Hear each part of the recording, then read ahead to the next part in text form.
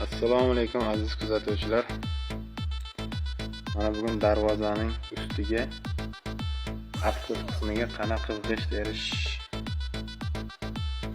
oson va qulay va sifatli g'isht terish jarayonini ko'rsatamiz sizlarga. Buning uchun darvozaning ust tomonidagi maketini любой mashinaqa taxtadan chiqarib olamiz. Taxtani mana bunaqa qilib bashta qotirib olamiz, mahkam qilib. Ikkita stoyka ham berib qo'yganmiz. Bunaqa stoyka berib qotirib olamiz va ugl g'ishtlarni olamiz. Mana bu Eronning ugl g'ishtlari.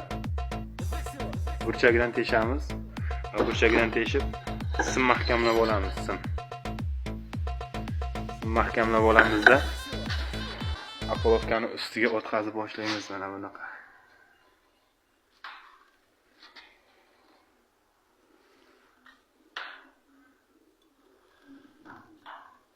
Keyin o'sha mahkamlab terib olingandan keyin mana bu qoqilgan dubullarga o'rab qotirib chiqib, ustidan sementli va suyuq rasva quyamiz. Bir kun turadi, tagidagi narsani olib tashlayveramiz. Kimga videomiz